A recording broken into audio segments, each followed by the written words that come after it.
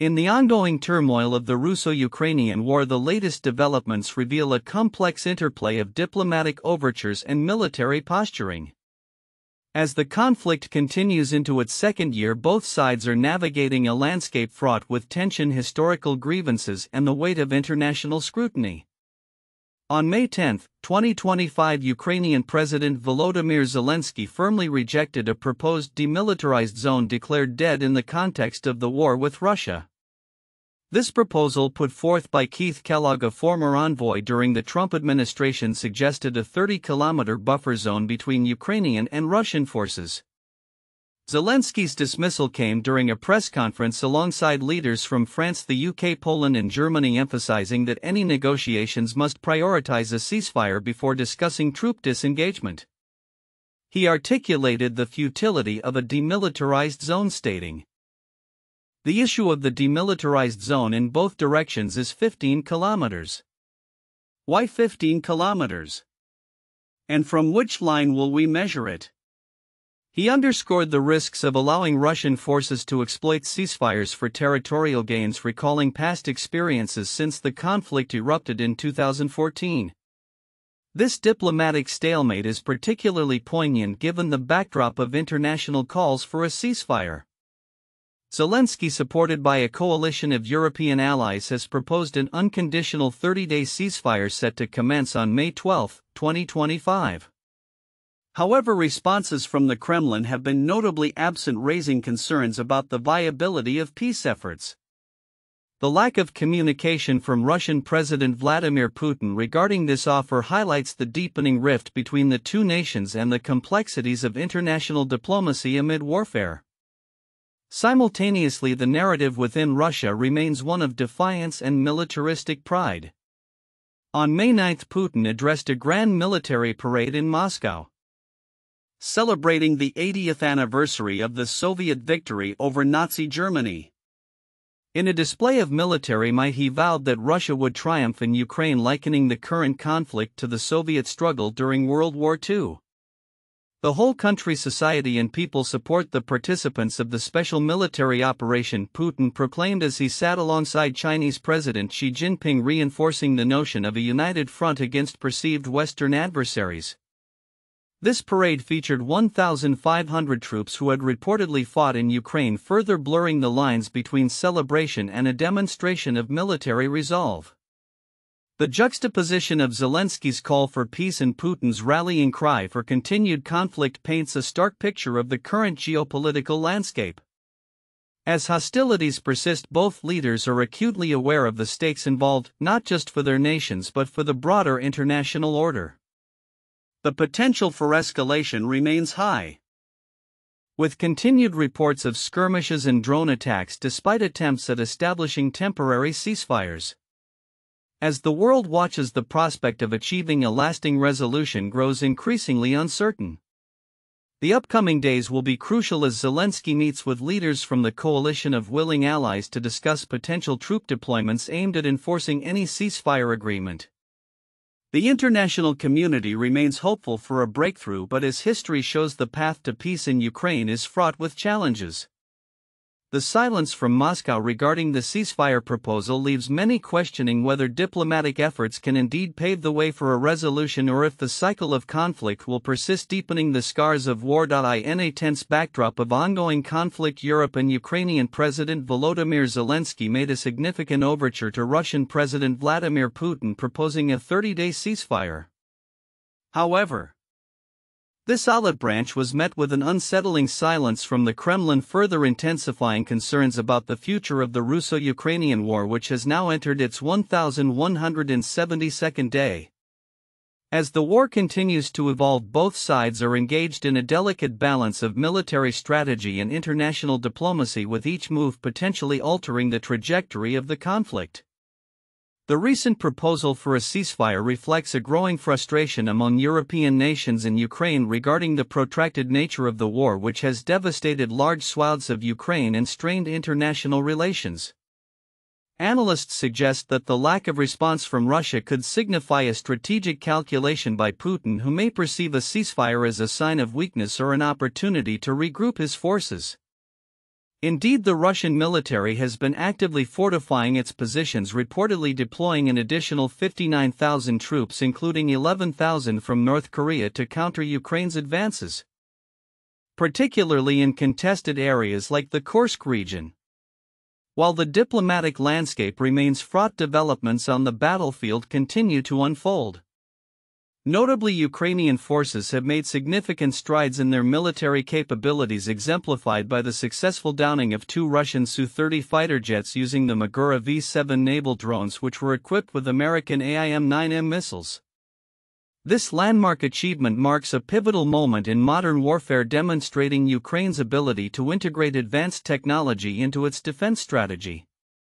The war zone highlighted the challenges Ukrainian operators faced in executing this operation, particularly the limitations of the AIM-9M's targeting capabilities, which require precise alignment with its flight path to secure a lock-on. As the conflict rages on, the role of technology in warfare is increasingly pronounced. The Magura V-7 drone, with its estimated length of 7 to 8 meters, is significantly larger than its predecessor, suggesting potential for further enhancements in both offensive and defensive operations. Defense experts speculate whether an upgraded version of the drone could be developed to accommodate more advanced missiles, thereby increasing its operational effectiveness against Russian aerial threats. In the midst of the battlefield dynamics, recent reports have indicated that Ukraine's National Guard units are also employing drone technology to counter Russian infiltration attempts. A specialized unit known as the Sharp Hats successfully neutralized a Russian sabotage and reconnaissance group near Kurakovo, showcasing the tactical advantages drones offer in urban and close-quarters combat.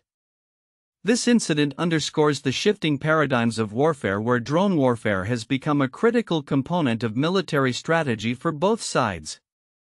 As the situation continues to evolve, the international community watches closely for signs of a shift in strategy from either Russia or Ukraine.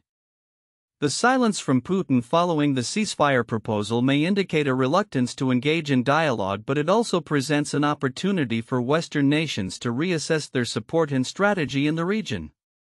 With the war showing no signs of abating, analysts predict that the coming weeks could be pivotal in determining the future course of the conflict, especially as both sides prepare for what could be a new phase of intensified hostilities, or conversely a renewed push for peace negotiations. The intricate dance of military might and diplomatic overtures continues, leaving the world to ponder the ultimate resolution of this protracted and devastating conflict. In a significant diplomatic overture, Russian President Vladimir Putin has proposed direct talks with Ukraine scheduled for May 15 in Istanbul, and emphasized that these discussions would occur without preconditions. This announcement comes amidst ongoing tensions and conflicts that have persisted for over 3 years, raising hopes for a potential thaw in relations between the two nations. The Kremlin's proposal for negotiations reflects a shift in its approach, as previous insistence on preconditions had stalled progress. Dmitry Peskov, the Kremlin's press secretary, articulated the need for a change in the dynamics on the battlefield before any extended ceasefire could be considered. Ukraine will continue their total mobilization. Why should we grant such an advantage to Ukraine? He stated during an interview, highlighting Russia's strategic concerns about arms deliveries to Ukraine from its allies. As the backdrop for these negotiations unfolds, Ukrainian President Volodymyr Zelenskyy has been actively engaging with Western leaders to solidify support for a 30-day unconditional ceasefire. In a recent meeting with European leaders, including French President Emmanuel Macron and German Chancellor Friedrich Merz, Zelenskyy underscored the urgency of a ceasefire, warning that failure to agree could lead to new and massive sanctions on Moscow. The U.S. under President Trump has echoed this sentiment, demanding a cessation of hostilities and threatening significant penalties if the ceasefire is not respected. The proposed ceasefire aims not only to halt the violence but also to provide a framework for peace. Trump's administration has indicated a willingness to support Ukraine militarily should Russia fail to comply, reflecting a growing frustration with the Kremlin's perceived intransigence. Russia is asking for too much, said Vice President J.D. Vance, illustrating the challenges negotiators face in reaching a consensus. While Putin's public address during the recent Victory Day celebrations emphasized the valor of Russian troops in Ukraine, his government has faced scrutiny for continuing military operations during proposed ceasefire periods. Reports indicate that Russian forces launched over 100 aerial attacks even as they announced a temporary halt in hostilities. Such actions have led to civilian casualties and heightened tensions, complicating any potential negotiations. Putin's offer for talks in Istanbul is seen as a critical moment, with analysts suggesting it may be a strategic move to gain leverage in discussions while presenting an image of diplomacy to both domestic and international audiences. The anticipation surrounding the May 15 talks will likely shape the future of the conflict as both sides weigh the potential outcomes of diplomatic engagement against the backdrop of ongoing military actions. As the world watches closely, the upcoming negotiations could mark a pivotal juncture in the protracted conflict, with both sides under pressure to find a resolution. The effectiveness of the proposed talks will hinge on whether they can genuinely engage in constructive dialogue or if the cycle of escalation will continue unabated. The coming days promise to be critical as the international community remains vigilant, hoping for a breakthrough that could pave the way for lasting peace in the region. In a significant diplomatic move, leaders from 4 major European countries gathered in Kyiv on May 10, 2025 to advocate for a 30-day unconditional ceasefire in Ukraine, a proposal that has emerged as a critical step toward peace amid ongoing hostilities. Ukrainian President Volodymyr Zelenskyy hosted British Prime Minister Keir Starmer, French President Emmanuel Macron, German Chancellor Friedrich Merz and Polish Prime Minister Donald Tusk at the presidential palace, where they underscored the urgent need for a halt to fighting and a renewed focus on diplomatic negotiations. This ceasefire must be comprehensive, in the air, at sea, and on land, Zelenskyy declared, emphasizing the necessity of a united front in addressing the conflict that has persisted for over 3 years. He further noted that the ceasefire would give diplomatic efforts a genuine opportunity to take root. The coalition leaders, who participated both in person and virtually, articulated a clear stance. If Russian President Vladimir Putin fails to accept the ceasefire, he will face intensified sanctions from the West. Starmer echoed this sentiment, stating, "If he's serious about peace, then he has a chance to show it now."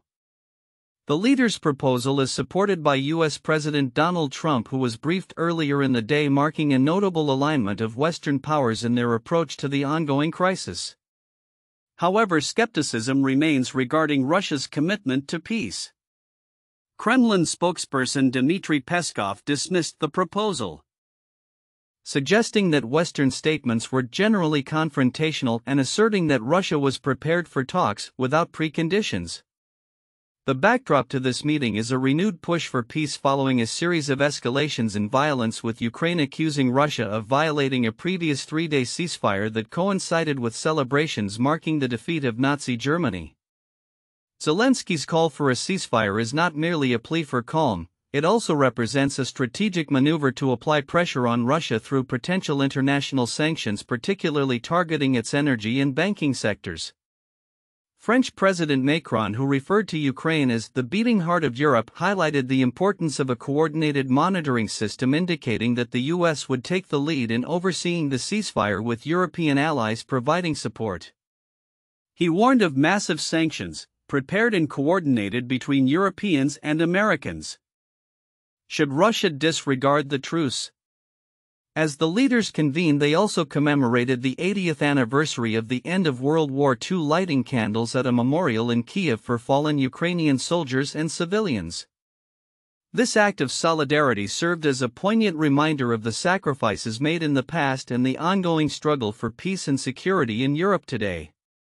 While the leaders expressed hope for a positive response from Moscow, historical trends and recent behaviors raised doubts about the likelihood of compliance. Since the onset of U.S.-mediated talks, Russian military actions have continued unabated, with reports of deadly strikes on civilian areas.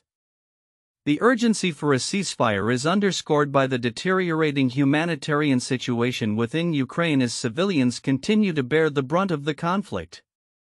Looking ahead, the European leaders emphasized the need for security guarantees for Ukraine.